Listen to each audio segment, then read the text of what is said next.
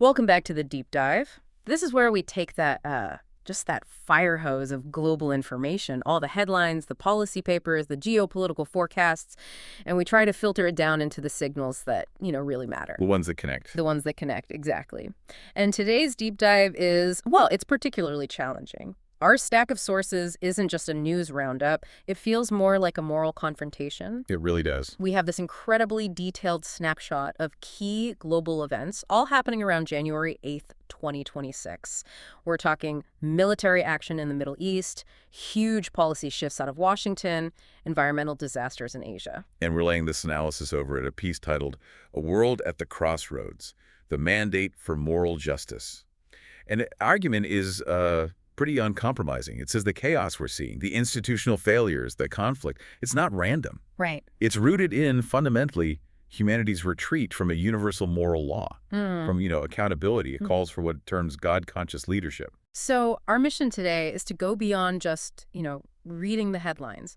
We want to understand how these events, which on the surface seem completely unrelated, Aleppo, an internet blackout in Iran, the U.S. pulling out of dozens of international groups. The Somaliland recognition. But the Somaliland recognition, yeah.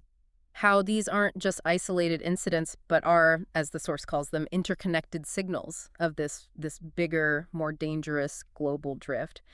We're really going to be exploring this collision between raw power politics and, well, ethical necessity. A collision with a very high cost. Okay, so let's unpack this.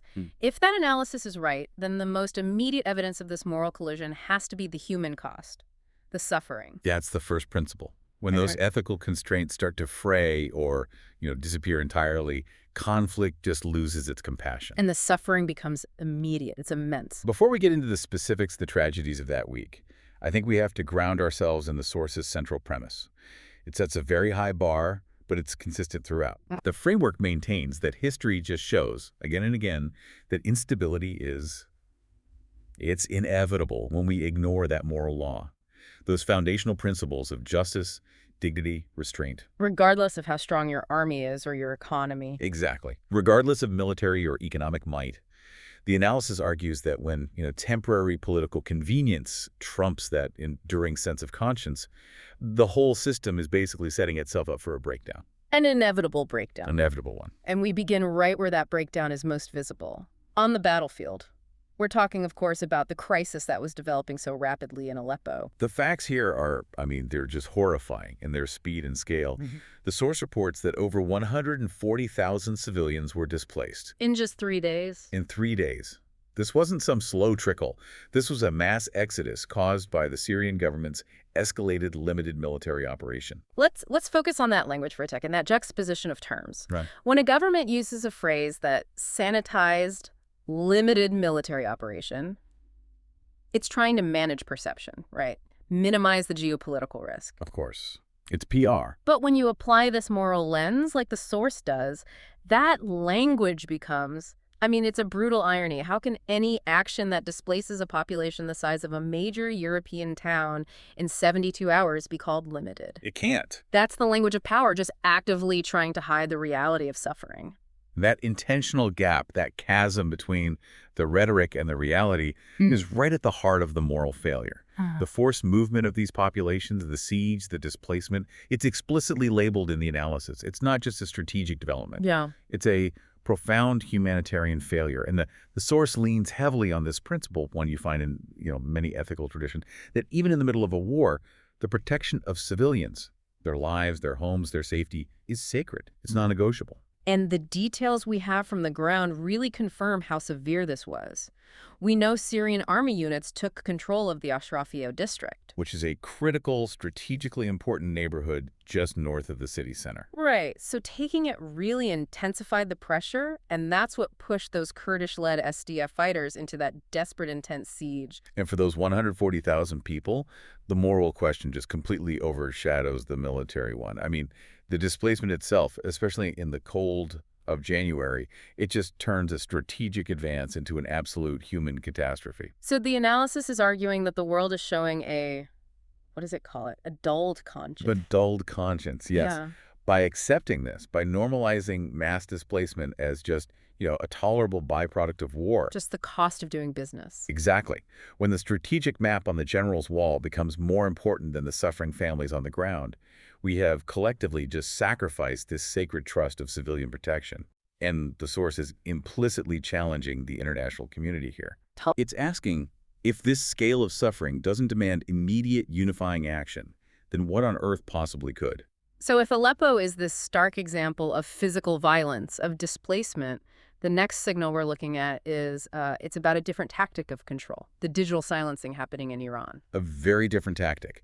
But as the analysis points out, it's equally morally corrosive. We saw these massive protests erupting, driven by just crushing economic issues. And the response was a total nationwide digital blackout. This shift from a physical siege to a digital one is really crucial. Both tactics are driven by the exact same thing. Fear. Fear of accountability. The facts from the source show how severe the repression was. 39 total deaths reported since the protests began. And tragically, that tally included 2 regime officers who were killed in Kermanshah.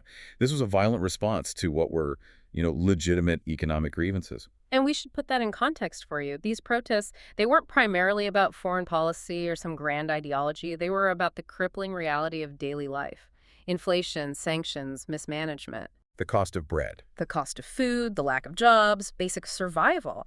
And the state's response was to just pull the plug on the information flow. Exactly. And that digital blackout it's symptomatic of what the analysis calls that deeper crisis, fear of accountability. Yeah. When you silence communication, when you cut off access to information, to organizing tools, to the eyes of the world, the state is basically admitting it can't withstand public scrutiny. Right. It can't defend its actions in the light of day. So instead of trying to solve the injustice that fueled the protests in the first place, the government tries to suppress the visibility of the discontent, just make it invisible. But the moral analysis really pushes back on whether that strategy can ever work in the long run. I mean, temporarily silencing dissent is not stability, is it?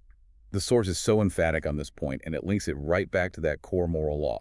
It says, repression may delay a reckoning, but it never prevents it. It just bottles up the pressure. It just builds and builds. This is that foundational concept of divine accountability in practice. If the roots of the injustice are still there, if the economic hardship is ignored, if corruption continues, the pressure just accumulates beneath the surface. Real stability, the analysis argues, is only achieved when leaders have the moral courage to address the roots of discontent with justice. With transparency. And compassion. Not with fear. The analysis sees fear as a self-defeating strategy. You sacrifice your long-term moral authority for a little bit of temporary control. This is the difference between, fleeting political moves and what the analysis calls mobilizing justice, justice that actually inspires confidence and allows the system to endure. Okay, this is where the analysis really starts to widen its lens. It shifts from these immediate human crises to the very rules that are supposed to govern global behavior. And that's a critical shift. The source argues that justice simply cannot survive in a world where double standards are the norm. And this brings us to the architecture of international order itself, seen through this lens of selective sovereignty. And this is where the conversation has to move beyond just the immediate conflict and look at the principles that are meant to underpin our global institutions. International law, it's not a physical wall, is it? No, it's an agreement, a shared commitment. Exactly. It's a shared commitment to principle. And when convenience or, some geopolitical calculation gets to override that principle, the entire framework just becomes arbitrary. It becomes untrustworthy. And our first really striking example of this moral decay in the diplomatic sphere, is the Israel-Somaliland recognition. The facts are pretty straightforward.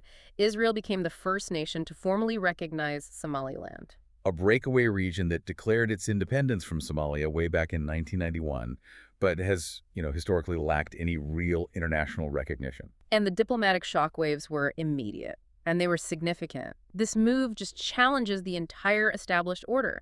Somalia instantly denounced it, called it an unlawful step and a serious violation of its own territorial sovereignty. But the real measure of the damage, I think, lies in the global reaction.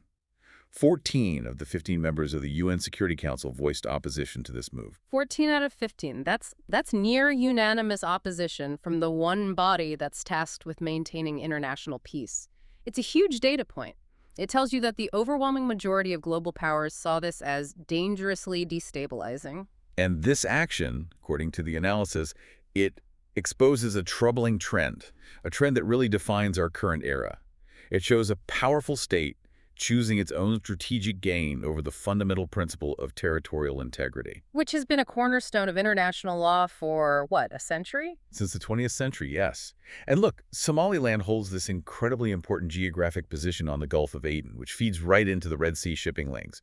So this move is seen as prioritizing the immediate strategic convenience of securing an ally and an access point, rather than upholding the universal principle that a nation's sovereignty has to be respected. Okay, I understand the moral argument there, but Oh, let me play devil's advocate for a second, the real politic challenge. go on. If Somaliland has been functionally autonomous for over 3 decades, right? It's been managing its own security, its own economy. Couldn't you argue that recognizing its de facto status is actually a pragmatic move? That it just reflects the reality on the ground rather than being some kind of moral failure? And that is the precise conflict the analysis wants to address. Yeah. The source argues that even if you get a short-term pragmatic gain, the long-term cost is catastrophic. Why? Because when sovereignty is defended only when it serves your own immediate interests, and then it's dismissed when it complicates a strategic alliance, then trust in all global institutions just collapses. The analysis argues you can't build lasting alliances or stability on what is essentially shifting moral sand. So the logic is, if you violate Somalia's territorial integrity today for convenience, Tomorrow, another power will violate yours for their convenience. This inconsistency just shreds the entire global contract. It paves the way for more fragmentation, more instability, a clear retreat from that vision of universal justice. this erosion of trust in the rules, it finds this colossal parallel in the other source we have, detailing the systematic retreat from global cooperation by the United States. A colossal parallel is the right way to put it. The source meticulously documents President Trump's memorandum, which directs the U.S. to exit a staggering 66 international bodies. 66. This isn't just, trimming the budget or a targeted defunding of one or two groups. No, this is a systematic, principled withdrawal from multilateralism across the board. And the list of entities the source cites is essential to understand the sheer scope of this policy. 31 of them are UN entities alone. We're talking about fundamental global efforts. Things like the UNFCCC, which is the basic framework for climate protection. The IPCC, the body that provides the global scientific consensus on climate change. And UN Women, dedicated to gender equality and women's rights. I mean, these are pillars of the post-war order. And the stated reason for this massive divestiture, as the administration cited, is that these organizations are contrary to the interests of the United States. The core argument is purely nationalist, isolationist. The idea that multilateralism inherently compromises a powerful nation's freedom of action, its ability to get the best deal for itself. Exactly. But let's take your example. Withdrawing from the UNFCCC has functional implications that go so far beyond just national politics. It pulls the U.S. out of critical scientific data sharing. It weakens global carbon market mechanisms. It takes the pressure off other major emitters to act. So what is the moral analysis's counter to this whole isolationist trend? The analysis offers what it calls contextualizing wisdom. It argues very firmly that cooperation is not weakness, it is wisdom. And this perspective is deeply rooted in that concept of divine accountability we mentioned earlier. The idea that we're all interconnected. The recognition that we are all interconnected, and that global problems like climate change or pandemics or trade collapse, they cannot be solved by one nation acting alone, no matter how powerful. True, enduring strength comes not from building walls, but from acknowledging mutual dependency and respecting the rights and needs of the wider global community. So from the perspective of moral law, the source is clear. It's crystal clear. No nation, however powerful, however wealthy, can truly isolate itself from the moral consequences of its choices. By pulling out of bodies dedicated to climate stability or human rights, a nation is effectively choosing to offload its moral responsibilities onto everyone else. But the source says that's only a temporary move. It insists the choice is temporary. The instability generated by those global issues, the storms, the refugees, the economic shocks, will inevitably return to impact the security and well-being of the nation that tried to isolate itself. It argues that the highest status of leadership is achieved not by avoiding responsibility, but by taking it on with humility and foresight. So these diplomatic and institutional signals, they all confirm the same theme. We are systematically substituting principled, universal action for self-seeving, strategic moves.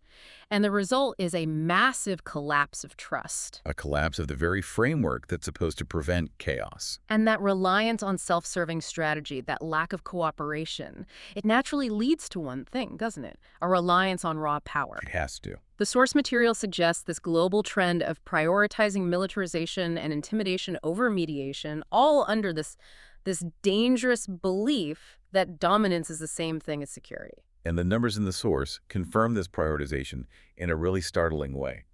The fact detail is the proposed, a record $1.5 trillion U.S. military budget for 2027. 1.5 trillion is just an enormous figure. It reflects a massive shift in how resources are being allocated. And what happened the moment it was announced?